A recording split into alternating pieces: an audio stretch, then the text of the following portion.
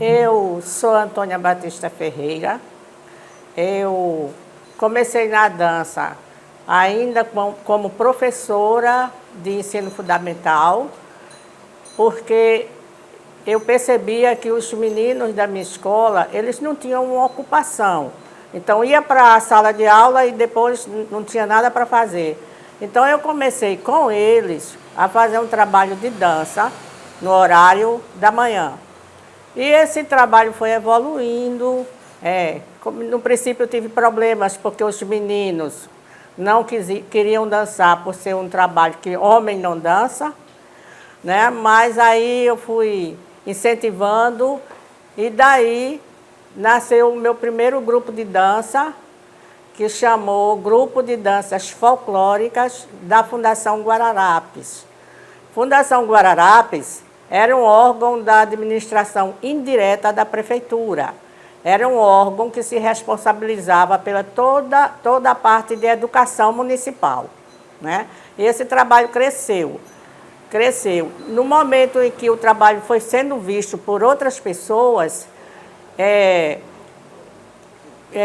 minha chefia conseguiu com que eu participasse dos grupos, dos cursos de dança folclórica do professor Ubiraci Ferreira. E eu comecei a fazer parte das aulas e assistir e me aprofundar mais no conhecimento, que eu não tinha tanto. Então, Ubiraci Ferreira, que depois veio ser o meu marido, ele foi o meu primeiro professor de dança e de dança afro, né? O nosso trabalho aí começou crescendo e chegou a um ponto que esse grupo de dança que eu criei, ele tinha que sair, que ir para outros municípios. Então, os prefeitos, eles convidavam para fazer a apresentação nos municípios dele. Então, eu ia, mas aí eu deixava a sala de aula e eu sentia dificuldade com isso e pedi para eles fazer alguma coisa, porque eu estava prejudicando meus alunos e eu tinha que ter uma decisão. Então, eles resolveram que eu devia sair de sala de aula e ficar só com o grupo de dança folclórica da Fundação Guararapes e me lotaram na sede, que na época era no Sítio da Trindade, né? Eu fiquei lotada lá na parte de Departamento de Atividades Culturais e Desportiva. Então, ficou pessoal de esporte, pessoal de dança, pessoal de canto coral, de educação física. Então, nós todos trabalhamos nesse departamento. E aí o grupo foi caminhando muito, só fazendo apresentações, até que, quando um determinado prefeito chegou e achou que não devia mais ter dança nas escolas. Não queria que os alunos participassem de grupo de dança. Então, mandou que eu acabasse o grupo e eu, para acabar? Então, tá certo. Acabei. E os alunos, mas eu impus uma condição, que os meus melhores alunos do grupo de dança fossem contratados para dar aula em escolas como monitor e instrutor de dança. Aí nasceu essa função. E foi interessante porque logo depois que aconteceu isso, o término do grupo de dança, aí o novo coordenador me chamou e pediu que queria uma apresentação do grupo de dança. Eu digo, como? Não era para acabar? Eu acabei. Aí eles, mas você podia? Não, não podia. Acabei. Aí foi quando nessa época, eu já tinha casado com o mestre Bira. Aí eu disse, olha, meu marido tem um grupo de dança. Se vocês quiserem, eu pergunto se ele pode fazer a apresentação. Mas ele cobra. Tá, fale com ele. Aí então eu falei, aí tá. Aí eu dei o preço e eles contrataram. E foi interessante, né? Eles tinham tudo nas mãos e não quiseram valorizar. Aí teve que entrar o Baquinaré, né? Balé de Cultura Negra do Recife, E aí começou a nossa história com o Baquinaré. Então, nessa época, o Baquinaré já existia? Existia, fazia pouco tempo. Com o grupo. A senhora sabe dizer dessa história do Baquinaré, em que momento a senhora entrou nessa história do Baquinaré junto com ele? Não, eu entrei desde o princípio do Baquinaré, porque mesmo eu como professora, eu já fazia parte do Baquinaré, né? Em 1985. E eu já participava, meu filho Tiago era pequeno, já participava também, e na época era o Biraci com o mestre Zumbi Bahia, que foi uma pessoa muito conhecida aqui, um grande mestre de capoeira, um grande coreógrafo e que deu muita força também. Então, durante alguns períodos, eles trabalharam um tempo juntos, depois o mestre Zumbi teve que se afastar, aí fez um outro grupo, que se chamava Balé Primitivo de Arte Negra, e continuou, mas depois ele também teve que ir embora, porque ele era da Bahia, e ele foi embora continuar o trabalho dele lá.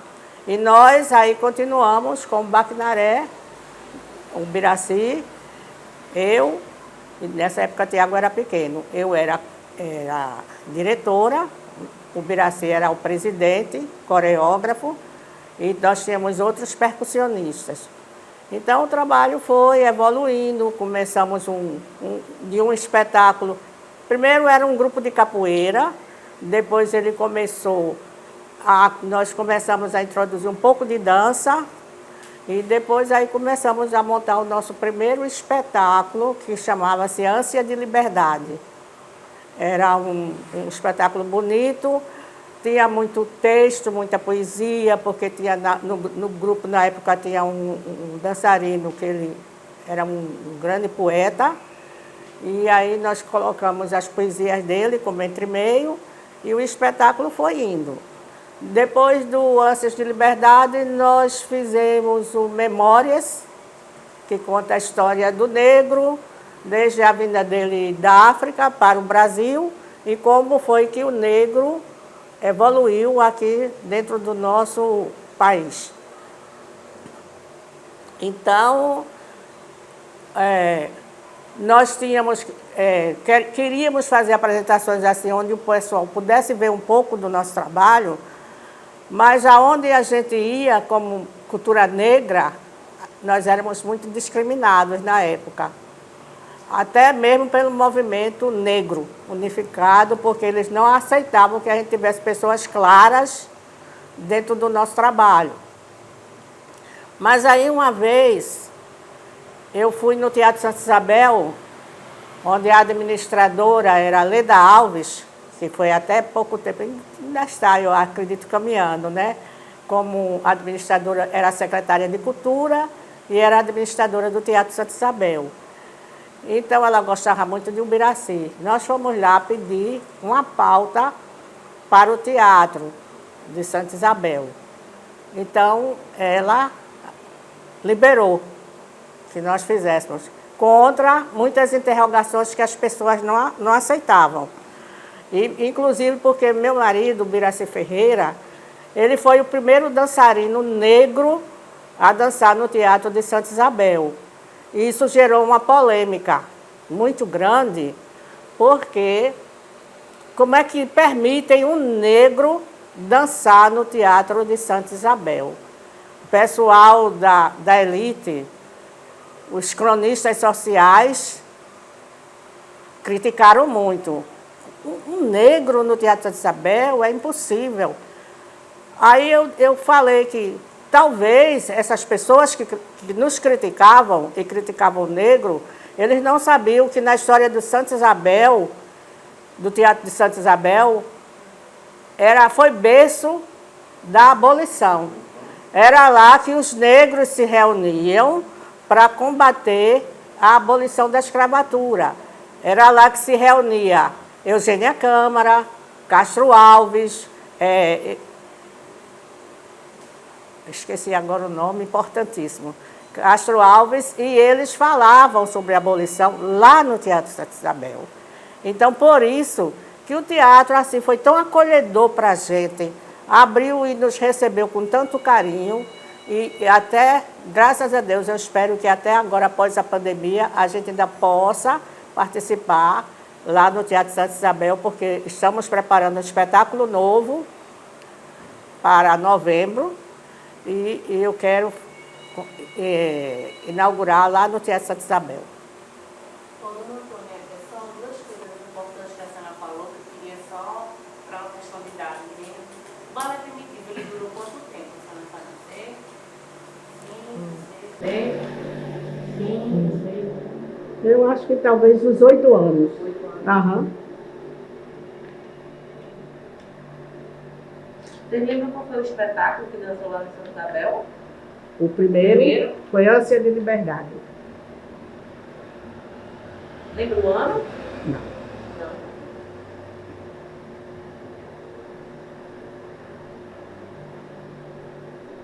A senhora chegou a conhecer Thelma Chase? Demais.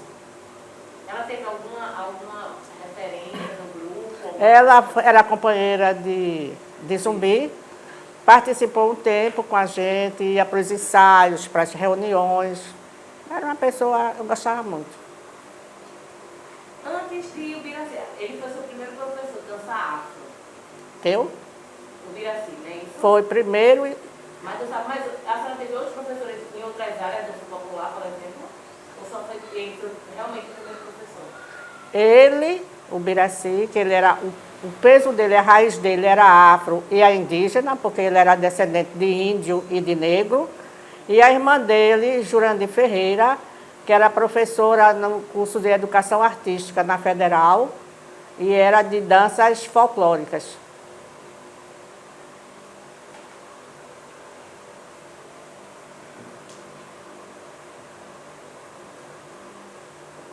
Dona Antônia, eu queria que a senhora falasse um pouquinho agora qual é o seu papel dentro do Bacunaré. Qual era a parte, né, que a senhora ficava mais responsável dentro do grupo, ou fica até hoje mais responsável, que a senhora contasse um pouquinho.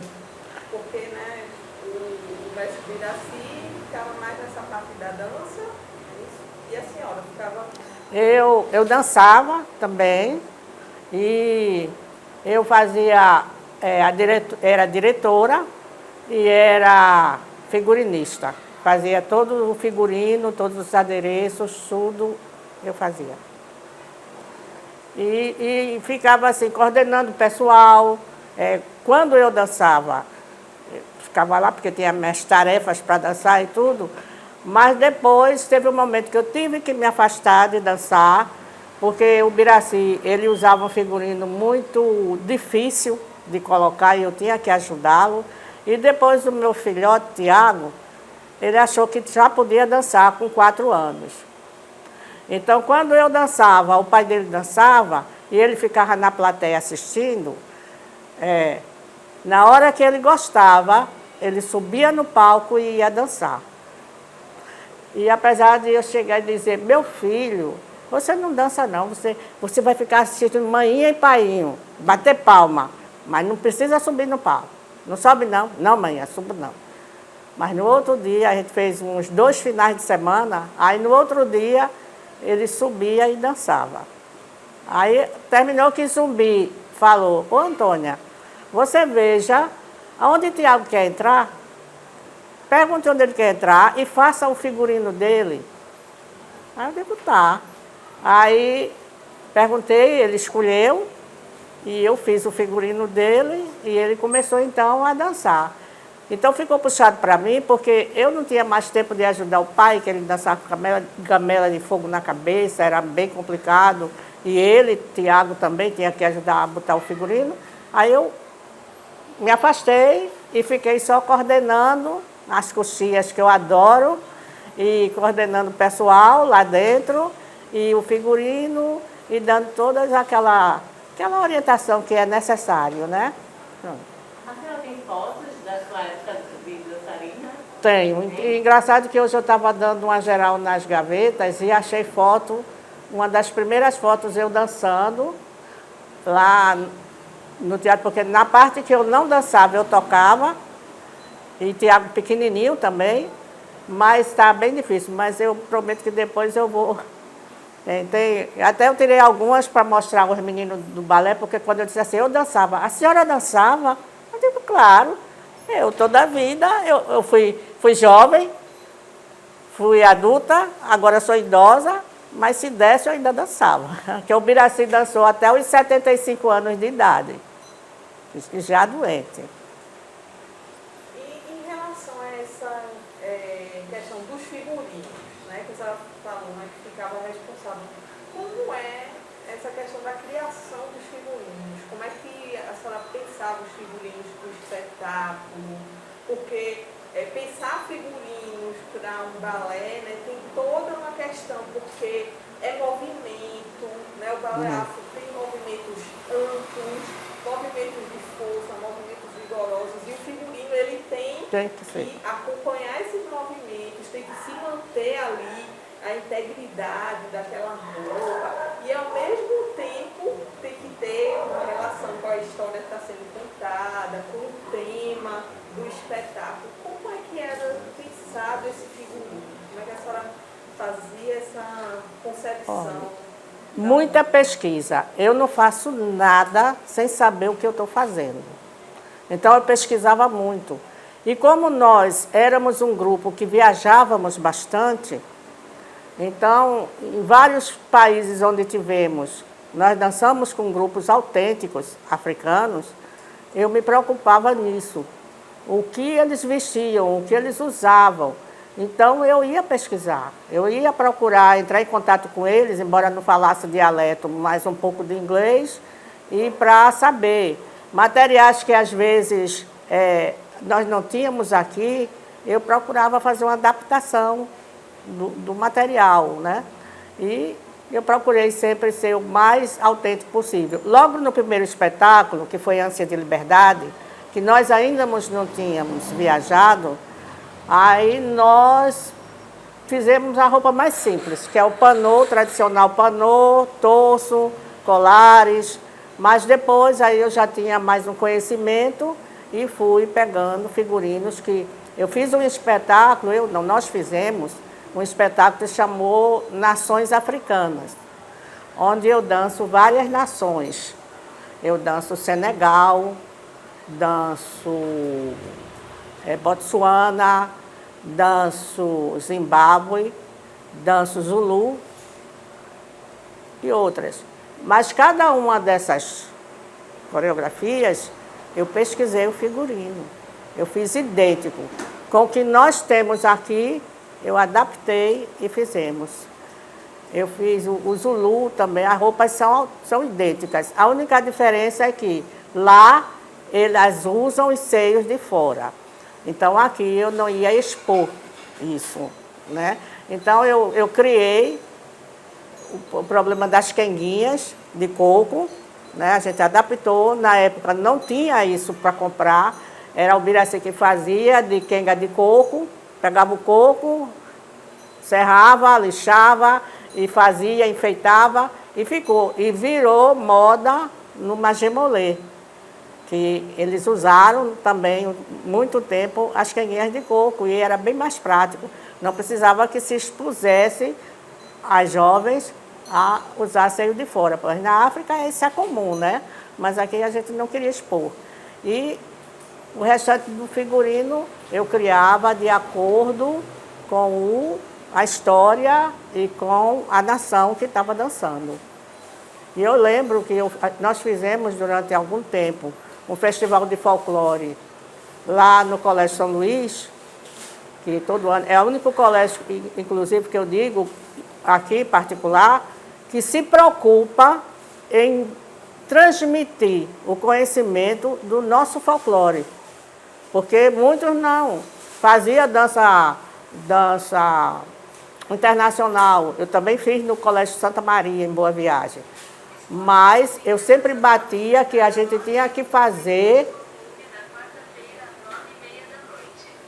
Que a gente... Explica ela. Tá falando aí no meio. Eu acho que é o meio, não? Acho que é o Google. A luz.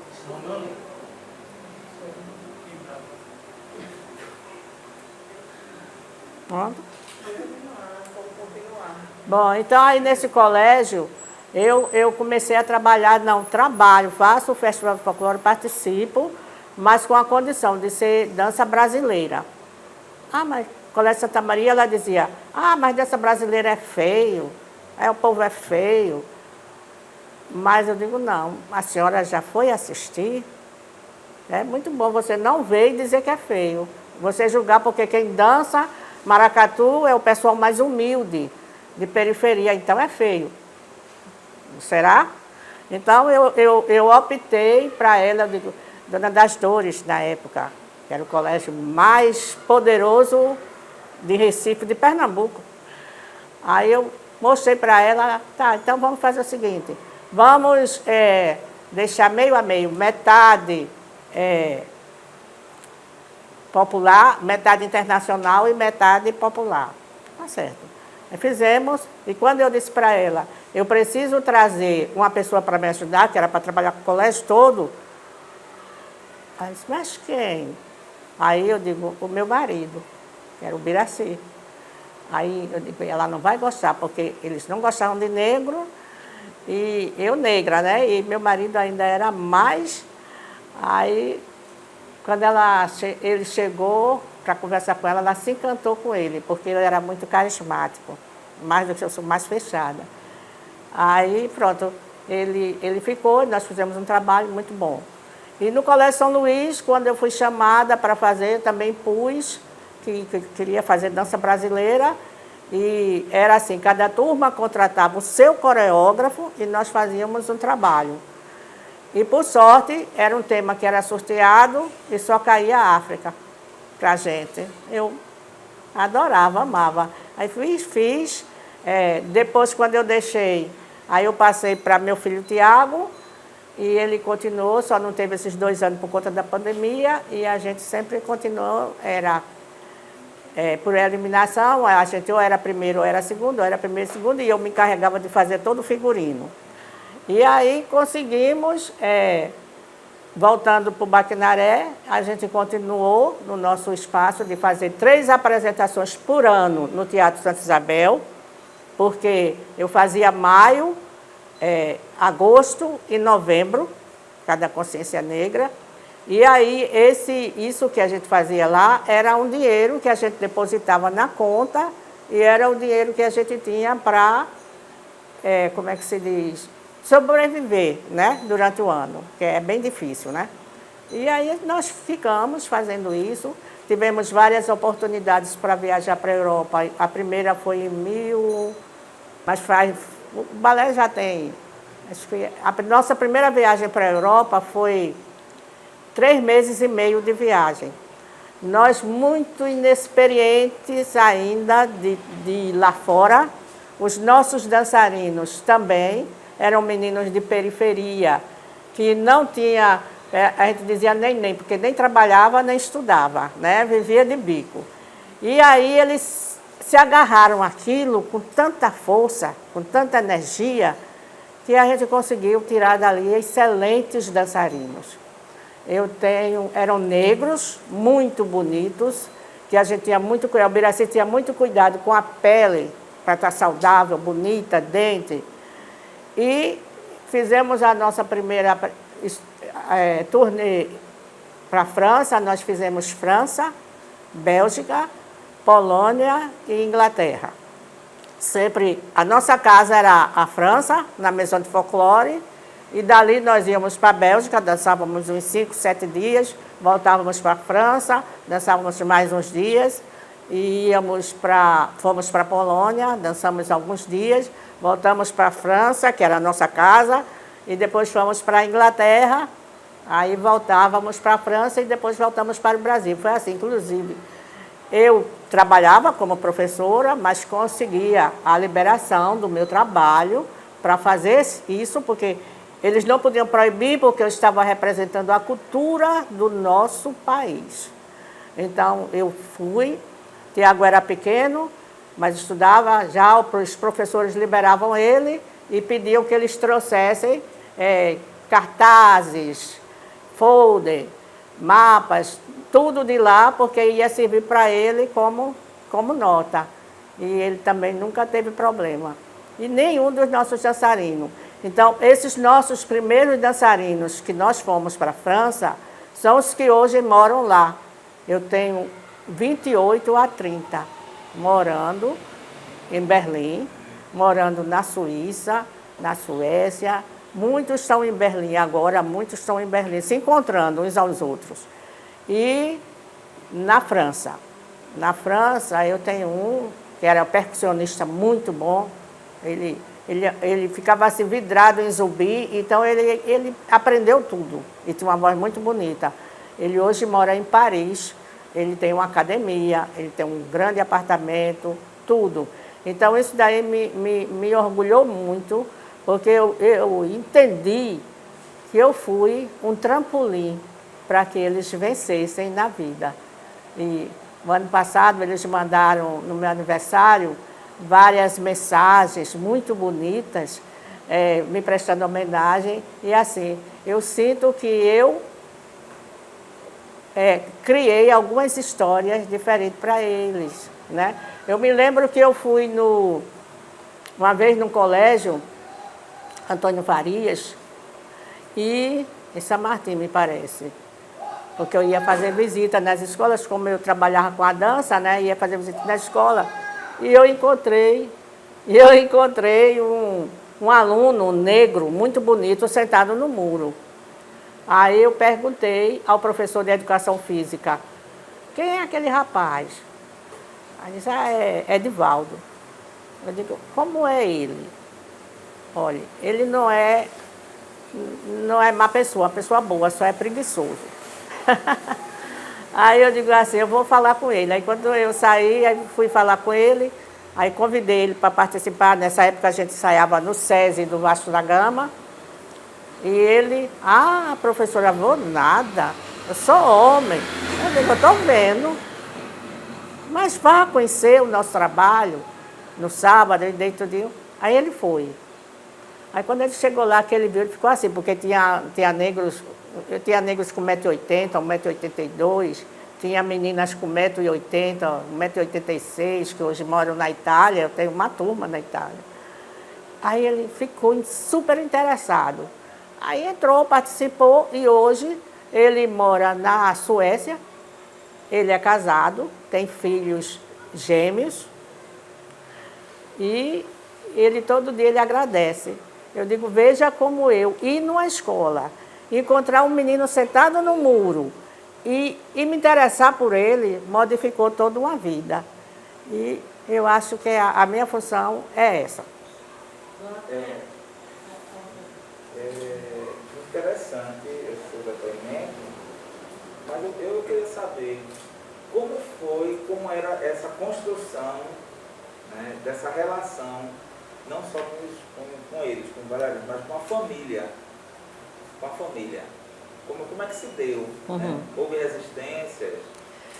Olha, no primeiro grupo, eu nem posso dizer que houve. Não houve resistência, porque era um caminho que eles tinham para ir além. Porque senão eles iam ficar a mesma coisa, morando numa comunidade de periferia, sem emprego, sem estudo, porque era bem difícil para os jovens estudar naquela época, e principalmente o negro, né? Então, eles aceitaram muito bem. De um tempo mais adiante, eu tive alguns problemas com as moças, porque os pais procuravam saber como era, tudo. Então, eu fazia reuniões aqui, chamavam os pais para explicar o que era, como era e tudo. Então, não houve. Só tive um problema com uma moça, foi quando a gente foi para Taiwan, porque ela estava grávida e ninguém sabia. E quando ela viu que tinha que viajar, então ela teve que dizer. Então ela não pôde viajar, mas a filha dela ainda chegou a dançar comigo também. E só isso, mas nunca teve problema assim grande não. Porque eles sabiam que era um meio para as portas se abrirem para eles. Porque vocês sabem que é muito difícil. Talvez o pessoal mais novo, todo dia eu digo para eles, seja mais fácil, né? Porque eu mesmo digo, Se naquela época eu tivesse a chance que hoje os jovens têm, e principalmente os jovens negros, eu teria ido muito mais além. Mas, infelizmente, a gente era muito podada. Eu cheguei a fazer educação física, também me formei em educação física, mas só para trabalhar com a parte de dança, não parti para outra coisa. E se eu tivesse, meu sonho era ser jornalista. Eu gosto de escrever, eu gosto de falar. Mas eu não pude, porque aí eu entrei de cabeça dentro do Baquinaré e o Baquinaré consumia todo o meu tempo. Foi 40 anos dedicado ali ao Baquinaré, ao grupo de dança da Fundação. E até hoje eu já estou me aposentando, eu já estou passando para Tiago. Eu digo que já cansei de ser artista. Eu quero me aposentar. Aí ele está levando adiante o trabalho do pai dele, que quando o pai dele faleceu, eu perguntei, Tiago, você vai decidir. Você quer continuar com o trabalho do seu pai, ou você quer parar e a gente coloca no museu, uma coisa assim. Ele, não, mãe, eu vou continuar com o trabalho do meu pai. E isso é o orgulho dele, ele se dedica 24 horas do dia, quebrando a cabeça, fazendo tudo, porque ele assumiu tudo. Primeiro assumiu toda a parte de coreografia, de figurino ainda continuo, mas também toda a parte de, como é que se diz? De música, tudo, e de escrita, porque assim, hoje é tudo, como é que se diz? Por e-mail, por celular, digital, e eu não sei. Sou zero à esquerda. E que na minha época era tudo manual. Todos os ofícios, todos os documentos, todos os projetos eu fazia, mas era tudo manual. Então eu me recolhi e ele assumiu essa parte também. Então para ele é difícil porque ele, além de ser professor de academia, ele dá aula em várias academias, ele tem que fazer toda a documentação que o balé exige.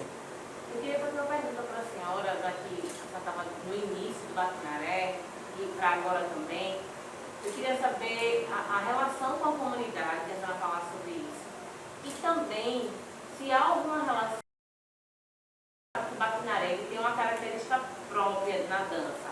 Ele não dança a dança dos orixás, né? Ele dança as danças de matriz africana, mas que respeita as etnias, aos grupos étnicos, aos povos das nações.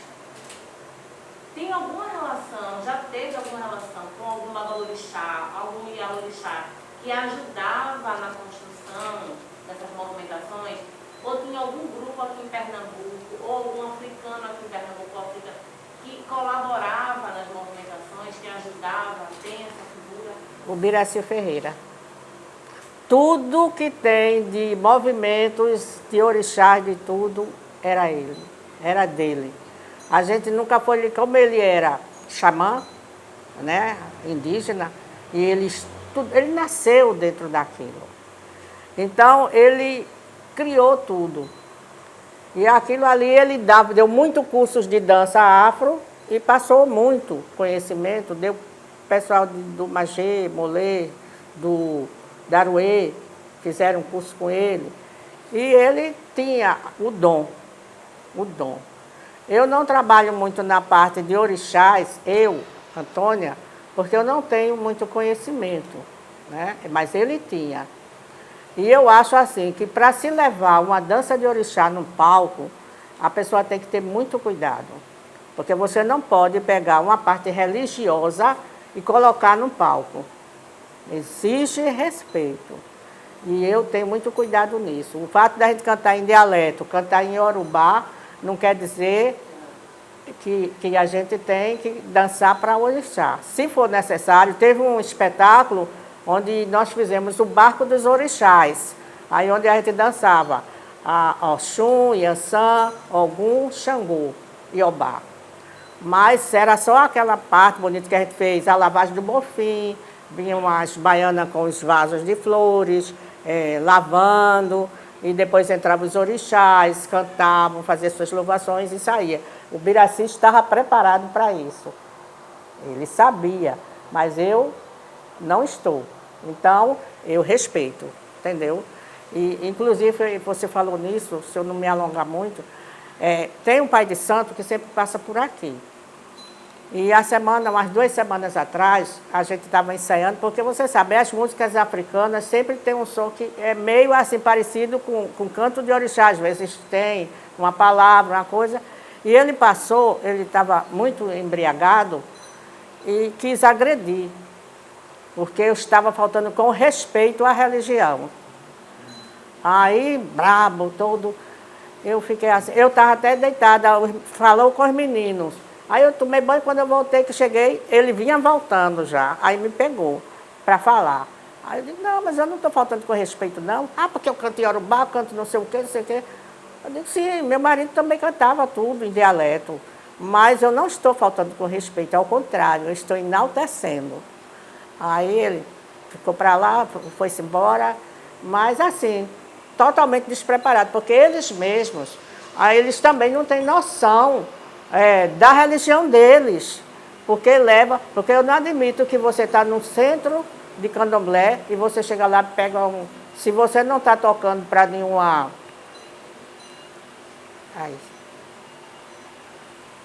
mestra, você está tocando por orixá e você não vai beber.